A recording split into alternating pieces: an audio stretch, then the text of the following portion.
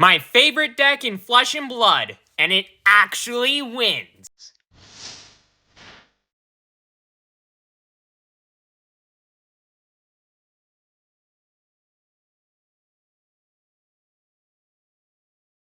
Hello and welcome to the table, and today I'm back with another Flesh and Blood deck tech video. It's been a minute since I've uploaded, but school's fun. But anyways, let's dive right into things, talking about my favorite hero in Flesh and Blood, Boltyn. Breaker of Dawn, a 4 intellect 40 health light warrior hero that says if you've charged this turn, your attacks get +1 power while defended by an attack action card. A line attack set matters a lot more than you would think, and that you forget a lot more than you would think. But as an attack reaction, you can banish a card from Boltyn's Soul to then give a attack with power greater than its base go again. Another line of text that matters a lot more than you would think, especially in a deck that is really bad at giving its stuff go again. Like, really bad. But anyways, there is also Raydn, Duskbane, the best card in the entire deck because it takes you 2 cards to attack for 4 damage, just as an example, and actually further your game plan, which is awful, but you add Raydn into the mix, and it's a 2-card 7 that furthers your game plan. That is actually a good thing. That is on rate. That is what you're wanting to do. So Raydn basically smooths out the damage output of the deck. It makes something that seems really inefficient actually efficient, because this 2-handed sword, Light Warrior sword, has 0 power, can attack for free as a once per turn action, but notably gets +3 power if you've charged this turn, which is the main game plan of the deck, because there's plenty of ways to charge in this deck, and there are plenty more ways to take advantage of said charging. So, Raydn, it's really important for the fact that it makes the deck actually work, and also for Lumina Ascension, the other MVP of the deck, which we will get to eventually. But then, there's the equipment, which has changed a little bit since the last video. It's a lot more aggressive, it's not as defensive. The defensive kind of equipment has shifted to the sideboard, to the inventory. But with this new equipment suite, the deck is a lot more aggressive, and I think the overall game plan of the deck is more aggressive, which has been working a lot better because defensive Boltyn is not nearly as good as aggressive Boltyn, at least in my opinion, because the deck needs to use as many cards as possible to actually be able to do anything, and if you're defending with a lot of them, then you can't do a lot. So there's that. But first piece of equipment, and a new piece of equipment, is Warband of Boltyn, a 2-block temper headpiece that as an action you can spend 2 resources to destroy it, and say the next time you attack this turn, you may charge your hero's soul. And if a yellow card is charged this way, you draw a card, and this effect has go again. A notable thing about Boltyn is that a lot of your cards say, as an additional cost to play this, charge a card. And a lot of those cards say, if you've charged blank card this way, you get an effect. So, or just in general, the first time you charge every turn, you need to charge something, and you're going down a card in hand, which is not a good thing. But with this card, allowing you to basically get one of those cards back is a lot better than you would think. And cards that need to charge in order to do something anyways, now you can just kind of make sure that, like, the game plan just flows more smoothly. I don't know. It's a good way to basically get more value out of the cards in your hand, get more damage, and be a little bit more explosive on a turn that you otherwise would not be able to be as explosive. On one of your big power turns, you want to be doing as much as possible, and this card is one of the ways to do that. So, there you go. But so then, there is also Final Spring Tunic, another new piece of equipment that I still do not own, technically, but, I mean, yeah, I don't own it, and it's sad, but it is really good in the deck, because a majority of this deck does cost 0 resources, but some of the more powerful cards in the deck that allow the deck to actually flow a little bit more smoothly. Think of cards like Take Flight, think of cards like Via the Vanguard. those cards cost a resource. And Final Spring Tunic, allowing you to repeatedly be able to play those cards without having to pitch anything, is a lot better than you would think, because this deck needs the most amount of cards in its hand to do stuff as possible, because it takes a lot of cards to actually be able to put out a good amount of damage. So, with Tunic, it's a lot easier to do that, because at the start of your turn, if it has 3 or fewer energy counters on it, you put an energy counter on it. And, as an instant speed ability, you can remove 3 of those energy counters to then gain a resource. And it blocks Roll and Blade Break when you need it to at the endish portion of the game, and you're not gonna likely be able to get a resource off of it again. So Tunic, it can block a little bit, but more importantly, it can get you resources and repeatedly get you resources throughout the course of the game, which is really good. Even in a deck that has only 2 cards that can really get advantage of it, it's still good, because this deck doesn't want to be pitching basically ever. The only times you're ever going to really want to pitch in this deck is to Iron Song Versus and to Warband of Boltyn. If you have to pitch any other time, generally it's going to be a bad thing. So Tunic is in the deck to make it not bad. But then there is Iron Song Versus, a card that we all know very well in this deck if you've been watching my videos, because I just love this card. It blocks for 2 temper, and it has a once per turn action. You can spend a resource, so your next sword attack this turn gets an on-hit of creating a courage token, which is a really good thing, because the next time that you would activate an ability of a weapon or attack with an attack action, it pops, and it gives that thing +1 power, which, power greater than its base, can get Go Again, thanks to Boltyn. And most of this deck does not have Go Again. So, this card is a repeatable way to get you Go Again, or at least more easily get you Go Again, while also threatening on hits your opponent does not want to have happen, which can also strip cards from the opponent's hand, which is also something that Boltyn really cares about, because if it can strip a couple of cards from the opponent's hand at the cost of some of your on hits not getting through, it generally winds up actually being a better thing for you, because then the opponent doesn't put as much pressure on you, and that allows you to kind of have a more level, balanced kind of damage output with your opponent, which is a strange battle that this deck often has to face, especially against decks that are like ninjas and output 20 damage on some turns and makes you cry on the inside. But then there is Snapdragon Scalers. It just pops as an attack reaction to give something with a cost of 1 or less Go Again. If you need Go Again, this is a free way to get Go Again when you otherwise would not be able to get Go Again. And it's really good, because I mean, it matters a lot more often than you would think. If you need to have something with Go Again as your first attack to really pop things off, get the ball rolling, this card is the only real way that you can get it to consistently actually work for you, and you not having to, like, waste another turn setting things up to then have the power turn. Because the quicker that you can pop off and have that big, massive, over-the-top damage turn, the more likely you're going to be able to win the game. So Snapdragon Scalers, very, very, very, very important in this deck.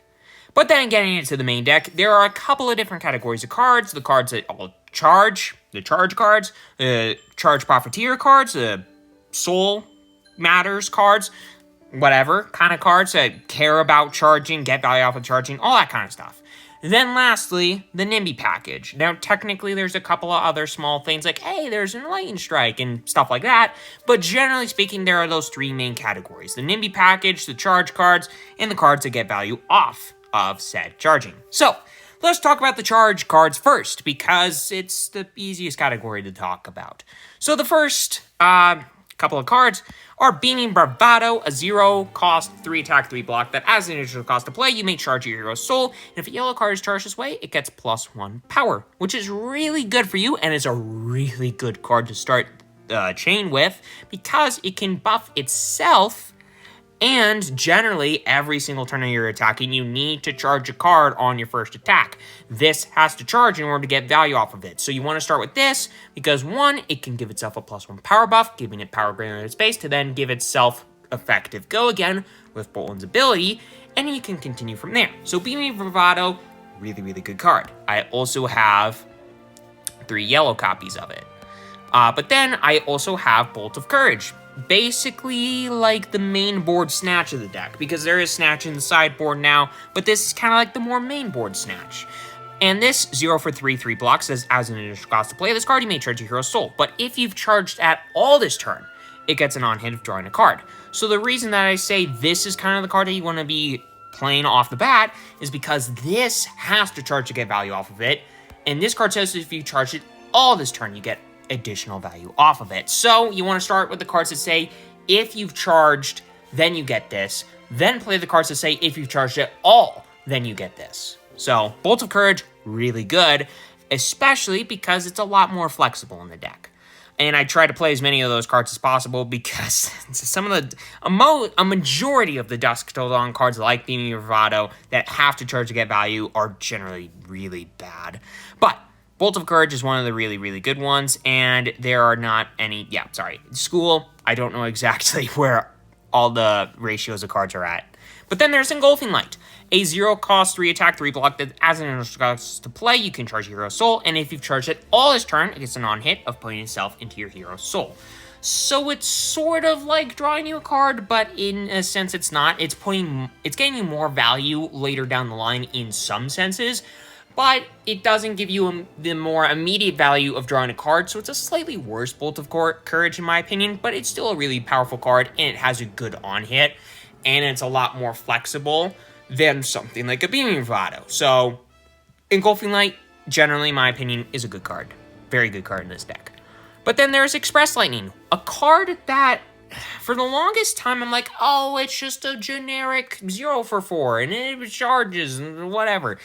It matters a lot more than you would think. This simple 0 for 4 that has the ability to charge is a lot more important than you would think. It's a 3-block, it's a 0 for 4 that as an initial cost to play, you can charge your soul. It doesn't get any benefits.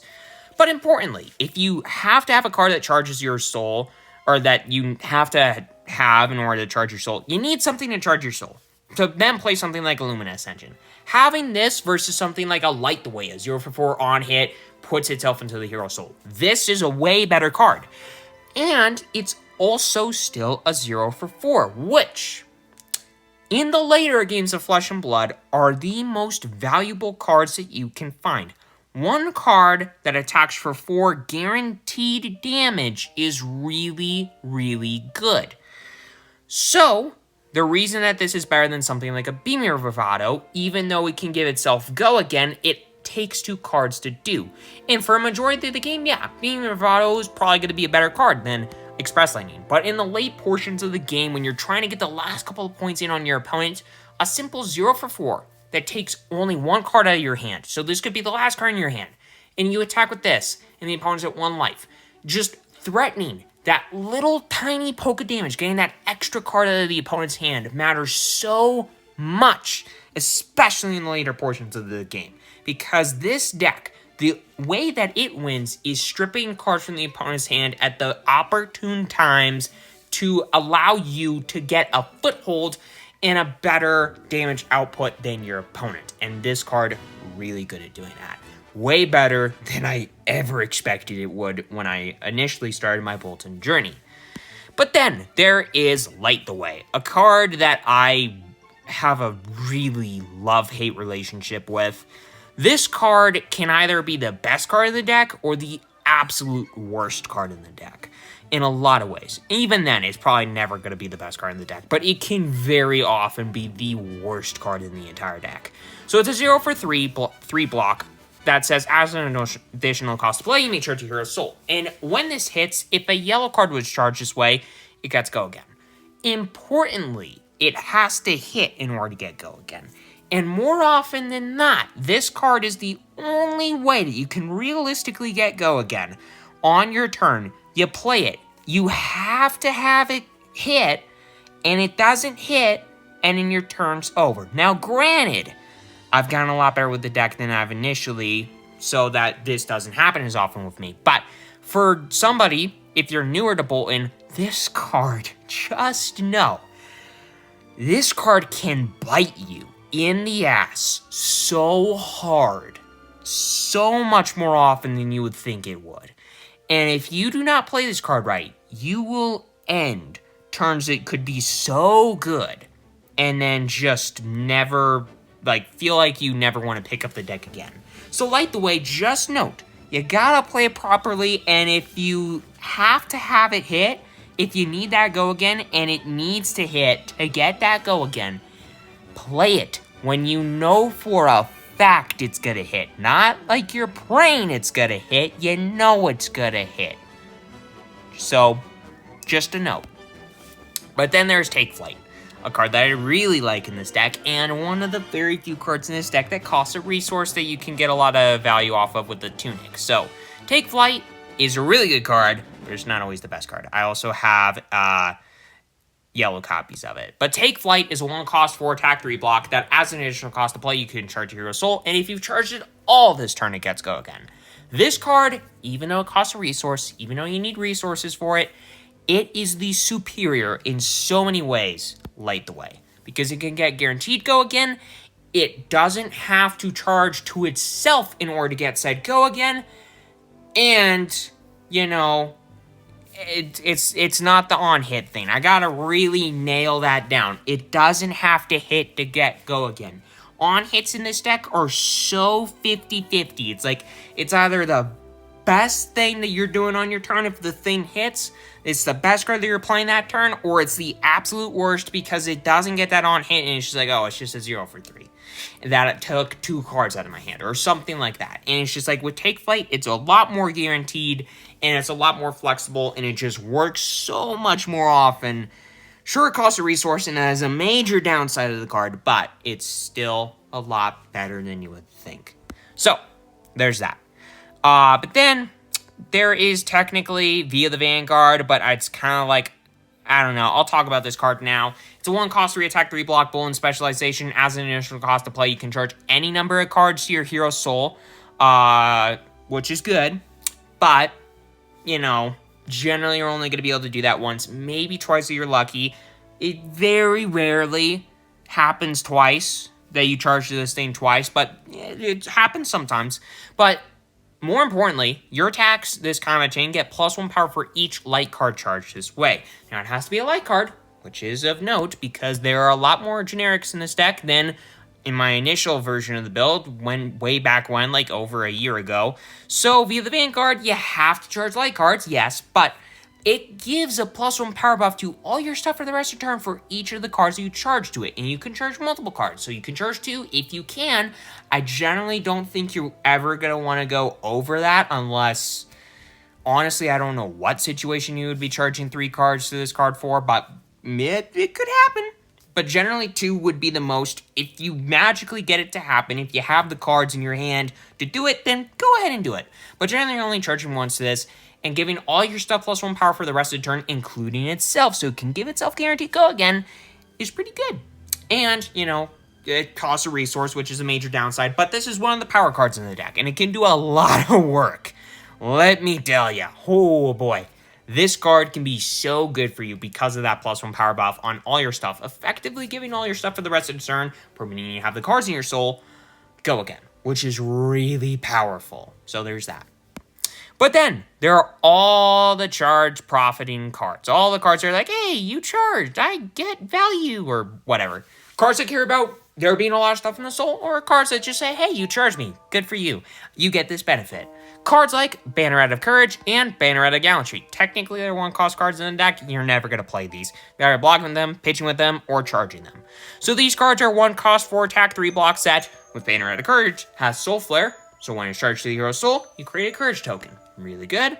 And in Banneret of Gallantry is the same thing, but it creates a Quicken token. Now, a Quicken token is pretty much identical to a Courage token, except instead of giving a +1 power buff, it gives Go Again. Now, Go Again can sometimes be way more valuable than a power, but the later in the game you get, more damage could matter a lot more than Go Again. So, because power buff, a +1 power buff in this deck, can effectively be Go Again if you have the cards in your soul to activate Boltyn's ability, so there's that.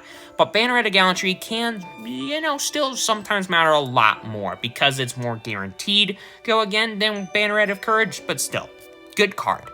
But then there is Beacon of Victory, a 0-cost light warrior attack reaction, one of the best cards in this deck. This card can, 1, knock the opponent to death out of nowhere, and it can be one of the cards that just gets you what you need to win. So this is a really good card. So as an additional cost to play it, you can banish X cards from your hero's soul.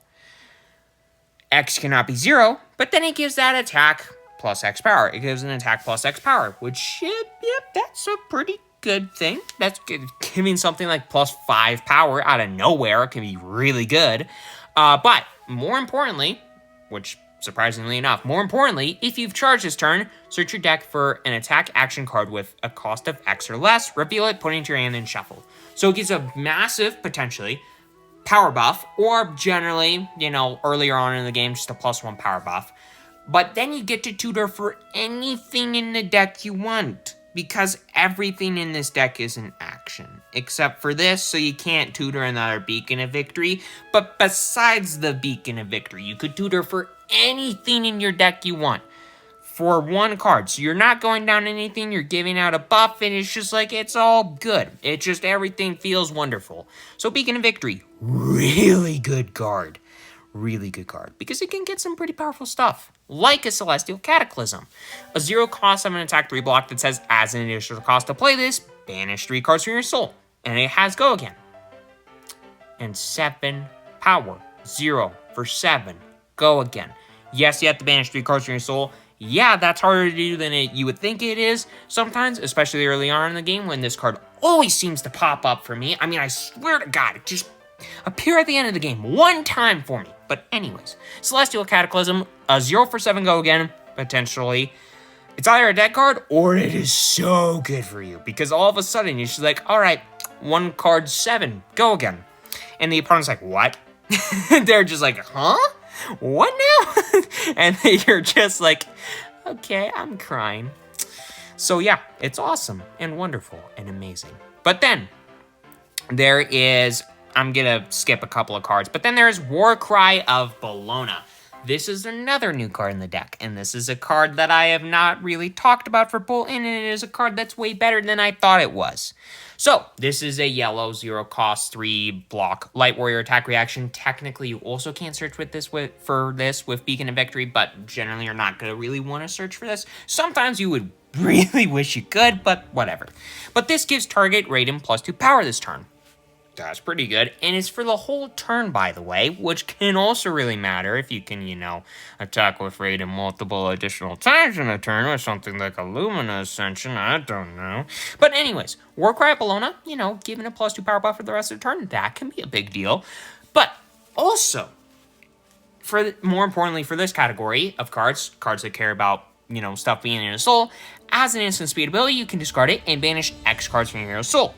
And then the next time target weapon deals X or less damage to you this turn, deal that much damage to its controller, and that damage can't be prevented.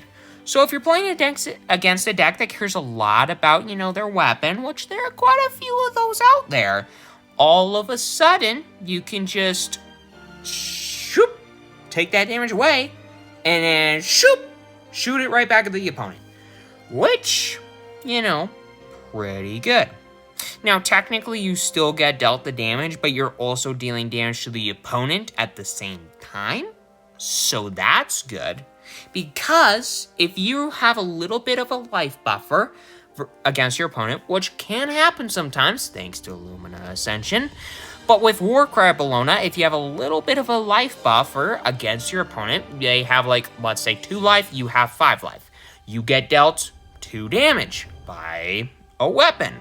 Well, before that damage is dealt, you use the Warcry of Boltyn's instant speed ability, banish some cards from your soul. All of a sudden, yeah, sure, you're going down to 3, but then your opponent just, boom, blows up. So that's really cool. And, it can matter a lot. And the fact that it can give your Raydn +2 power for the entirety of the turn, pretty good. It's a 0-cost, it's an attack reaction, it blocks for 3, it pitches for 2. There's a lot of good things about this card. And in my opinion, it's a pretty solid card, It's a pretty solid card, not gonna lie, it's pretty good. It could be pretty good. But yeah, Warcry of Boltyn, good card. But then, a couple more cards. And technically they don't care about the soul, but I'm just going to slot them in here because, you know, they're really powerful cards and you gotta talk about them somewhere, so might as well talk about them here. So Spirit of Irina is the first card that I gotta talk about. This card, really good. It's a 2-pitch, 0 cost, technically no block, legendary item that says if it would be put into the soul, instead you put it into the arena, which is pretty good. And you may play Lumina Ascension as though it were an instant, so long as this card is in play, which is pretty good. And by the way, this is tutorable with the Beacon of Victory, which is pretty important, considering that this is the card that you kind of need in order to actually be able to win against the opponent. Because, I mean, your best route to victory is winning with Lumina Ascension, and being able to play those at instant speed is really good, which I'll explain here in a second. But Spirit of Irina, simply put, it's kind of one of the most important cards in the deck. And sure, you only have 1 copy of it, but you, in a sense, kind of have 4. So, it's nice. You know, it's a good card. But then, there's Lumina Ascension. I've talked about this card a lot. Throughout all the Boltyn videos, I've talked about this card a lot. If you haven't seen any of my videos, you don't need to watch them. This is the important one, because this is the latest one.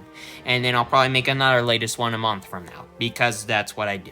But then there's Lumina Ascension. So this card is really good. It's a 2-pitch, 3 cost, 0 cost, or 3 block, 0 cost, Light Warrior action, Boltyn specialization, with Go Again.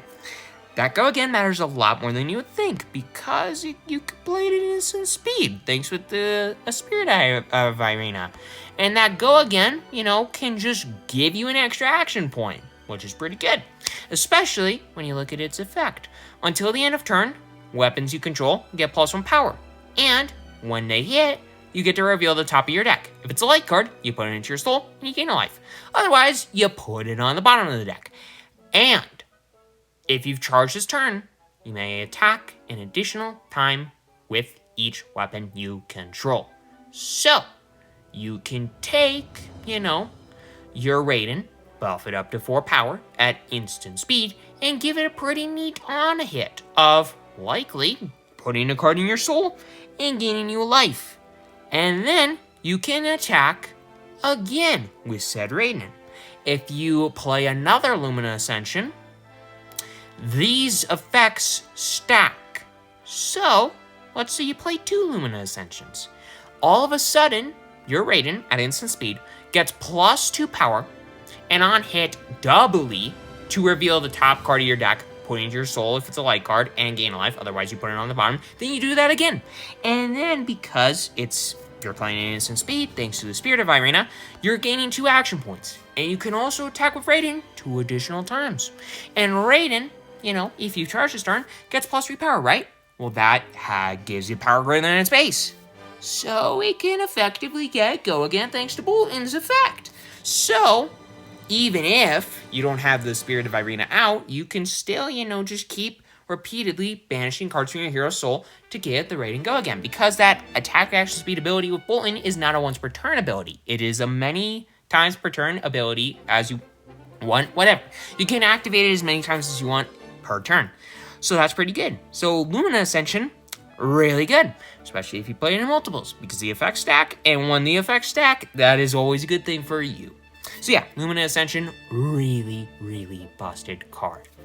But then, there's the NIMBY package, and I'm also slotting a Lightning Strike in here because it's the only other generic in the deck, and I gotta talk about it somewhere, so might as well talk about it here. So Lightning Strike, it's a 0 cost, 5 attack, 3 block, generic attack action, that, as an additional cost to play, you have to put a card from your hand on the bottom of your deck.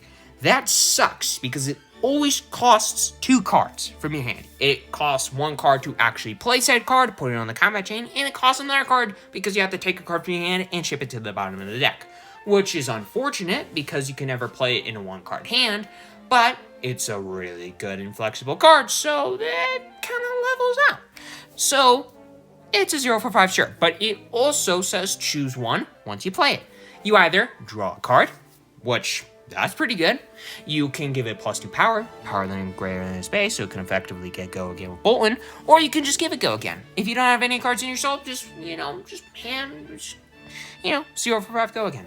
So, basically, you can have this card be a 2-card 7 with Go Again, which is on rate, Or if you have another way to give it, power buff with something like, I don't know, a Nimbalism, then, you can just have this be a 0 for 8.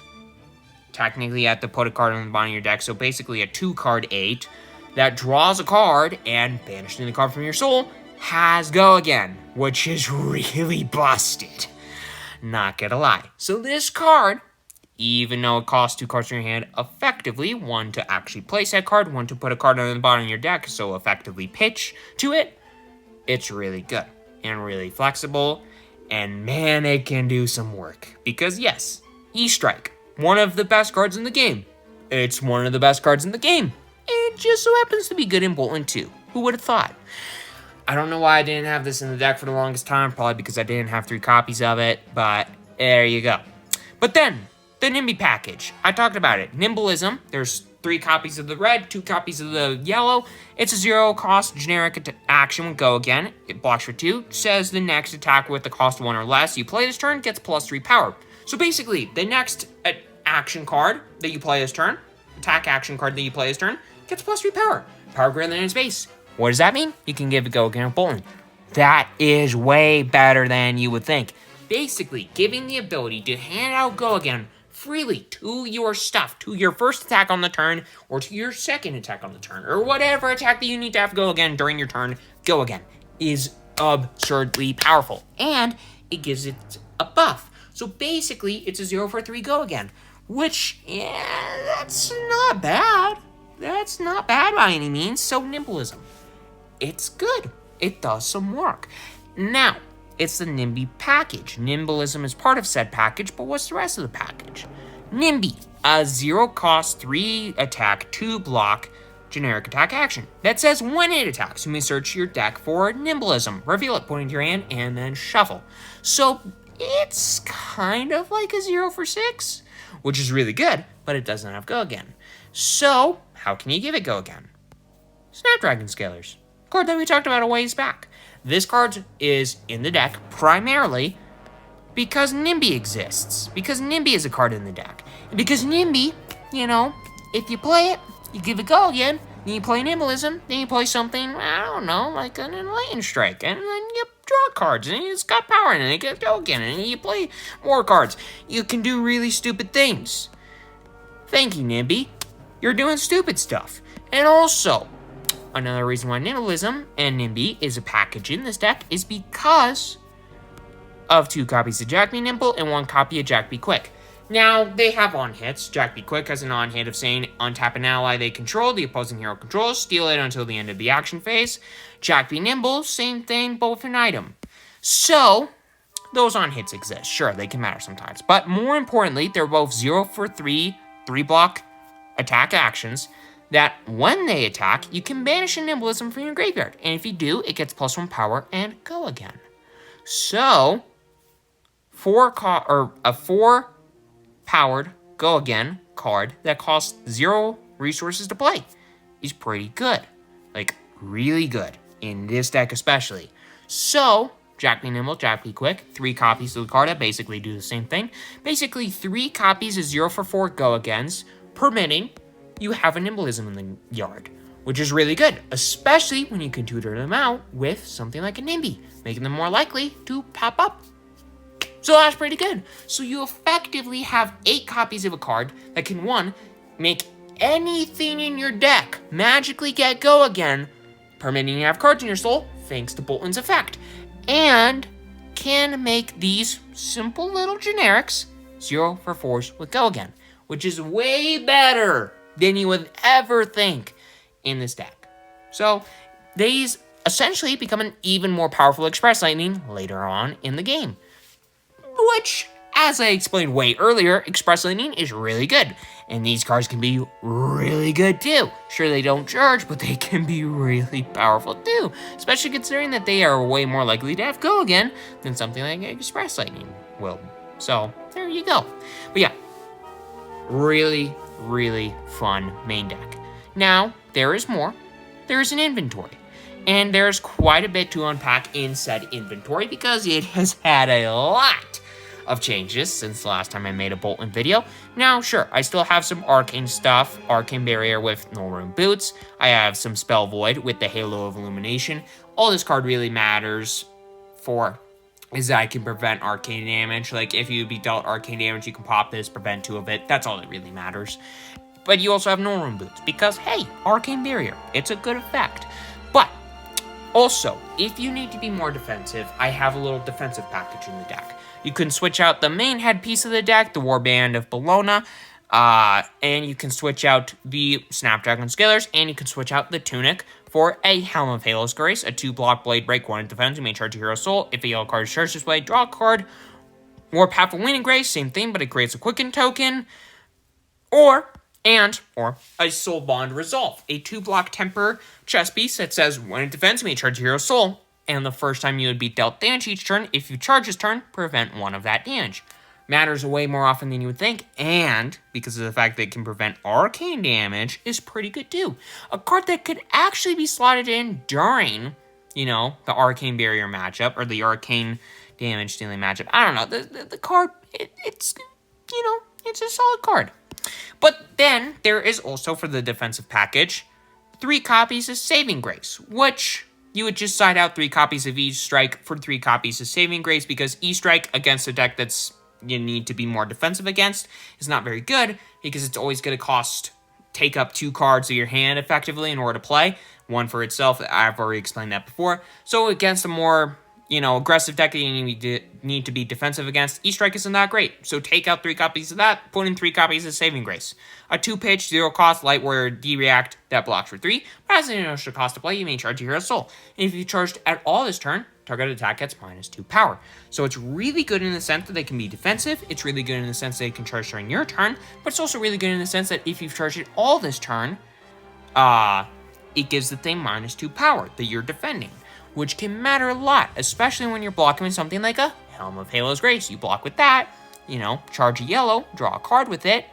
Then you block with a Saving Grace. All of a sudden, you don't need to charge a card to it, so you're blocking for 5 in a sense, and then 2 more with the Helm of Halo's Grace, and then 1 more, in a sense, with the Soul Bond Resolve, because it's preventing that first damage that you be dealt. So basically, you're taking 1 card with the Saving Grace, another card that you're charging from your hand, which you're kind of just getting right back with the Helm of Halo's Grace, and then you're blocking 8 damage, which is really good. Now, granted, you do also have to block with an equipment piece, but still, 8 block that basically costs 1 piece of equipment and 1 card from your hand is really, really solid, especially when it also kind of furthers your game plan. So that's really good too.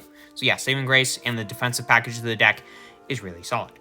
But then I also have, for matchups where the opponent is going to be more defensive and you want to be more aggressive and get the most value out of your more aggressive cards as you possibly can, I have 1 copy of Remembrance and 2 copies of Tenacity. Now, you would take out, to put these cards in, 1 copy of Engulfing Light, the red copy, and 1 copy of Express Lightning, the red copy, and 1 copy of the Beaming Bravado, the yellow copy. Or wait, no, sorry, my brain is just dead right now. You would take out 3 copies of the Light the Way, because Light the Way against a deck that's being more defensive is not very good, because, you need stuff to hit in order for the Light the Way to be good.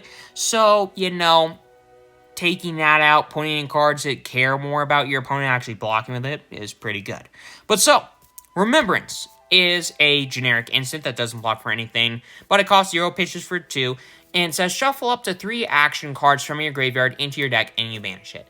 This card, if you're playing against a Fabtcg deck, the game's going to be drawn out a lot. This card's always really good because, it can take your most powerful cards, put them back in the deck, and then allow you to get more value out of them, which is really good. So Remembrance is in there, slotted in there, in addition with 2 copies of Tenacity, a 2-pitch, 3-block, 0 cost to attack generic attack action that says when it attacks, it gets +X power, where X is the number of defending cards on the combat chain. Not just defending it, but the entire combat chain. So, let's say that you play one thing that has an on-hit that the opponent wants to block. They block it. You play another thing and they block it. Then you play this, all of a sudden it's a 0 for 4 that effectively has go again, thanks to Boltyn's own effect. So it's an unassuming card, but it does a lot more work than you would think. And against a deck that's a lot more defensive, where you would be slotting this in, all of a sudden, it could be a 0 for 5, a 0 for 6, and that can be really powerful out of nowhere and can allow you to really close the game in a way that you would not otherwise be able to. So, there you go. But then, lastly, I have Boltyn Blade and Snatch, 2 copies of each. You would take out 1 copy of a red Express Lightning, 1 copy of an Engulfing Light, 1 copy of a Yellow Beam Bravado, and 1 copy of a Yellow Take Flight. So that you would then be able to switch in 2 Snatches, a 0 for 4, 2 block, on hit, draw a card, generic attack action. Pretty solid card, you know, drawing cards, 0 for 4. All good stuff. Yeah, good. And a Boltyn Blade, a 4 cost-ish, 7 attack, 3 block, yellow, that can cost less because it will cost 2 less for each time that you've charged this turn, which is pretty easy, question mark, to do, depending on how many cards that you have in your hand, how many cards you have available, if this card's in your arsenal. Yeah, you can have this cost 0 and then come in for 7 to close things off with, or to end the chain with. So that can be really good for you, but it takes a lot of setup. So Boltyn Blade, only a 2 for that reason. Snatch, also because it's just a generic, and, you know, generics, you know, it's solid, but you need as many light cards as possible in a deck because of Lumina Ascension, which is always in the deck. But yeah, Boltyn Blade, it's a solid card, but it's only good as a 2 of. Same kind of deal with Snatch. So that's the inventory, and that is the deck. And it is a lot more expensive than the last version of the deck that I put out, which was only $140. But this is the best version of Boltyn that I have seen so far, or that I have built so far.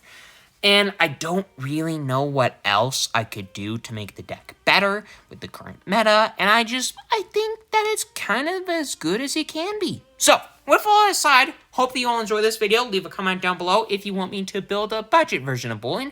For those of you newer getting into Boltyn, which I know there's a ton of you out there, but with all that aside, leave a comment down below if you want to learn about anything, if you want to talk about anything, if you want to chat about anything, and if you just want to, I don't know, talk about other games besides Flesh and Blood. It's like, hey, One Piece is cool, or hey, Star Wars Unlimited is cool, or anything like that. But with all that aside, again, saying that a lot, have a great rest of your day, everybody. Hit that subscribe button, hit that like button. It's completely for you on credits, and see you all next time. Enjoy.